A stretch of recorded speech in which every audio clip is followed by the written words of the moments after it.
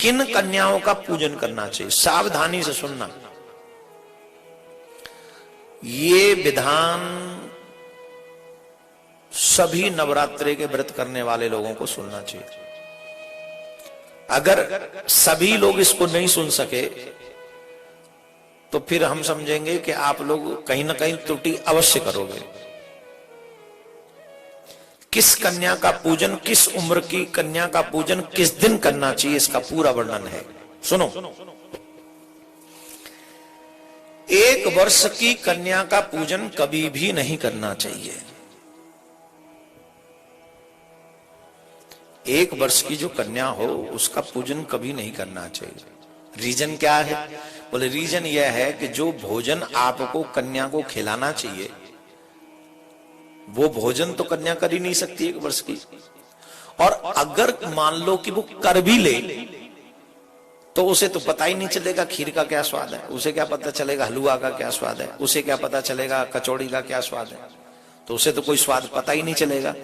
तो उसकी रसना स्वाद विहीन है, इसलिए उस कन्या का पूजन, जो 1 वर्ष की कन्या है उसका पूजन नहीं करना चाहिए। उसे आप अपनी तरफ से कन्याओं में इंक्लूड न करके बाकी जो सेवा उसकी करना चाहे, खूब सोने की माला पहना के घुमा दीजिए उनको, कन्या को सोने की माला, कंगन, जो आपका मन करे उसको आप उस कन्या को दे सकते। परंतु 9 कन्याओं का जो आप पूजन करना चाहती हैं उनका पूरा विधान आप लोग सुने। 1 वर्ष की कन्या का पूजन नहीं करना चाहिए। अब गंध भोग आदि पदार्थों के स्वाद को वो बिल्कुल अनविज्ञ है, इसलिए नहीं करनी चाहिए। कुंवारी कन्या वही कही गई है जो 2 वर्ष की हो चुकी है। जो 2 वर्ष की हो चुकी है वह कुंवारी कन्या, वही कुंवारी कन्या हो चुकी है।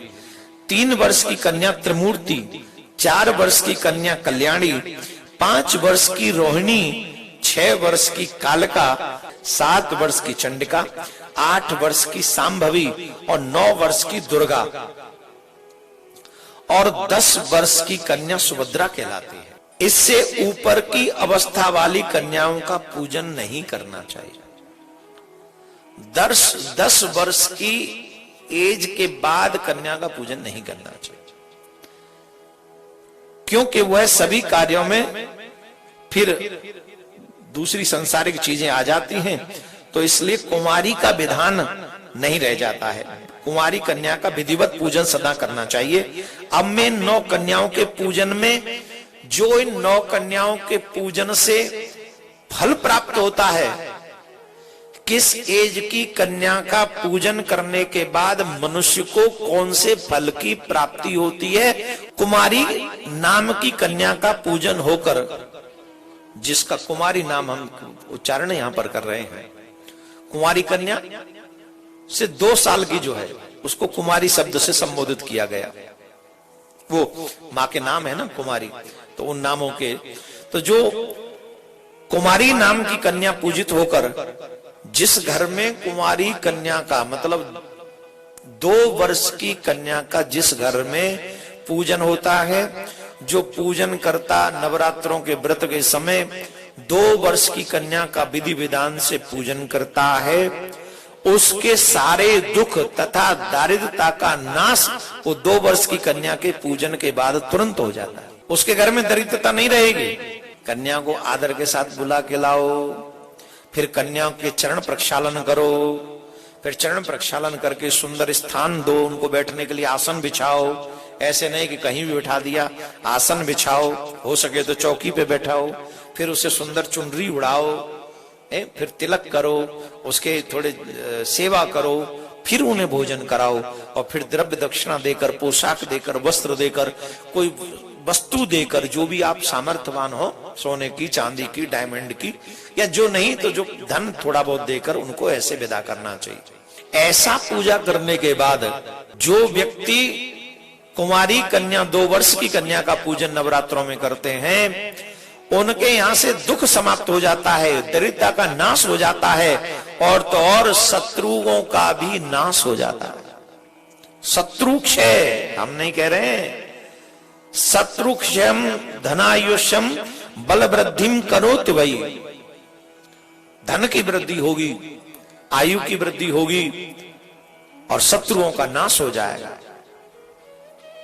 अब बात करते हैं त्रिमूर्ति कन्या के पूजन की।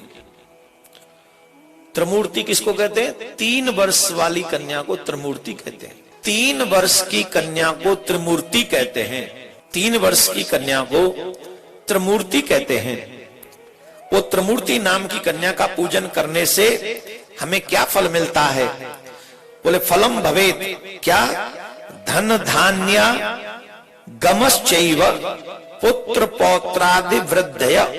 जो त्रिमूर्ति नाम की कन्या का पूजन करने, मतलब 3 साल की जो कन्या है उसको त्रिमूर्ति कहा गया है। उस कन्या का जो पूजन करते हैं उनके घर में धन धान्य का आगमन प्रारंभ हो जाता है और पुत्र पौत्र आदि की वृद्धि होती है।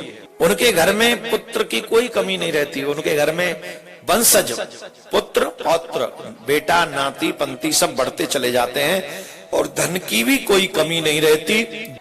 जो 4 वर्ष की कन्या है उसे कल्याणी कहा गया। क्या कहा गया? उसे कल्याणी कहा गया है। जो 4 वर्ष की कन्या का पूजन इन नवरात्रों में करते हैं उन्हें कल्याणी के नाम से जाना गया है। वो क्या देती है? जो मनुष्य विद्या प्राप्त करना चाहता है, जो मनुष्य अपने जीवन में किसी भी क्षेत्र में फील्ड में विजय प्राप्त करना चाहता है अथवा राज्य सुख की कामना करता है, उसे नवरात्रों में अवश्य ही कल्याणी देवी का अर्थात 4 वर्ष की कन्या का पूजन करना चाहिए। जो जीवात्मा 4 वर्ष की कन्या का पूजन विधि विधान से इन नवरात्रों में करते हैं तो उन्हें विजय प्राप्त होती है, विद्या प्राप्त होती है और राज सुख की भी प्राप्ति होती है। सकल कामनाएं उसकी सफल हो जाती हैं जो इनका पूजन कर, जो कल्याणी कल्याणी नाम की कन्या का नित्य पूजन करते हैं। 5 वर्ष की कन्या का नाम जो है वो कालिका है। शत्रुओं के नाश के लिए कालिका का पूजन करना चाहिए। कालिका का पूजन मतलब जो कन्या 5 वर्ष की है उसको कालिका के नाम से जाना जाता है। शत्रुओं का नाश करना चाहता है उसे कालिका कन्या का पूजन करना चाहिए। और ऐश्वर्य की अभिलाषा रखने वाले को चंडिका कन्या का पूजन करना चाहिए। और जो चंडिका का पूजन करते हैं उन्हें ऐश्वर्य की अभिलाषा रखने वाले, जो ऐश्वर्य वृद्धि चाहते हैं, जो सुख समृद्धि चाहते हैं, जो ऐश्वर्य चाहते हैं, जो चाहते बढ़ता ही रहे, उन्हें अवश्य ही चंडिका देवी का पूजन करना चाहिए तो उसका वो कार्य सफल होगा। हे राजन, सम्मोहन दुख दारिद्र का नाश संग्राम में विजय के लिए सांभवी कन्या का नित्य पूजन करना चाहिए। जो संग्राम में विजय चाहते हैं उन्हें सांभवी कन्या का पूजन करना चाहिए।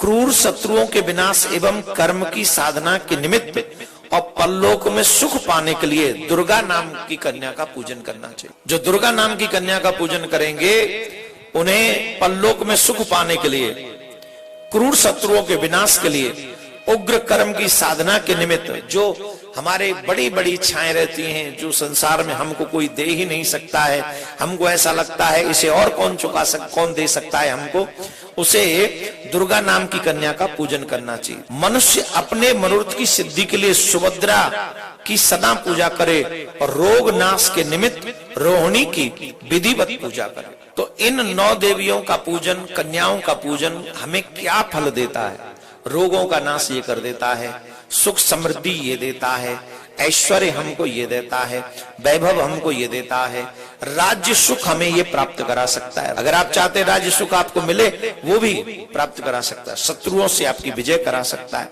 कौन से वर्ण में जन्म हुए प्राणियों को कौन सी कन्या का पूजन करना, यहाँ पर कैसी कन्या का पूजन नहीं करना चाहिए वो भी बताया गया है। जिसका कोई अंग भंग हो ऐसी कन्या का पूजन नहीं करना चाहिए। जिसके शरीर से दुर्गंध आती हो ऐसी कन्या का पूजन नहीं करना चाहिए। जिसका अंग किसी घाव से युक्त हो ऐसी कन्या का पूजन नहीं करना चाहिए। जन्म में जिनके नेत्रों के विषय में कोई प्रॉब्लम हो, जिन्हें हम लोग कहानी कहते हैं, वैसे उनका पूजन नहीं करना चाहिए। अत्यंत दुर्बल समय से पूर्व ही गर्भ से जिसका पहले ही जन्म हो गया हो उस कन्या का पूजन नहीं करना चाहिए।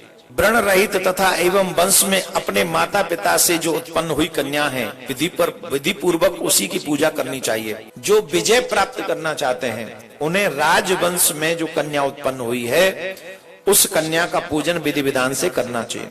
धन प्राप्ति के लिए वैश्य कुल में जो कन्याएं जन्म ली हैं उन कन्याओं का पूजन करना चाहिए। चतुर्थ वर्ण की कन्याओं का भी धन प्राप्ति के लिए पूजन किया जा सकता है। अगर आप चाहते हैं कि किसी कार्य विशेष कार्य में सिद्धि हो तो आपको सर्व कार्य सिद्धि के लिए ब्राह्मण कन्या का पूजन करना चाहिए। ब्राह्मण को ब्राह्मण वर्ण में उत्पन्न कन्याओं को ही पूजना चाहिए और जो क्षत्रिय वंश में है उनको ब्राह्मण की कन्याओं के साथ साथ क्षत्रिय वंश की कन्याओं का पूजन करना चाहिए। ऐसे ही जो वैश्य कुल में है, वैश्य कुल के लोगों को ब्राह्मण, क्षत्रिय और वैश्य इन तीनों कुलों के कन्याओं का पूजन करना चाहिए।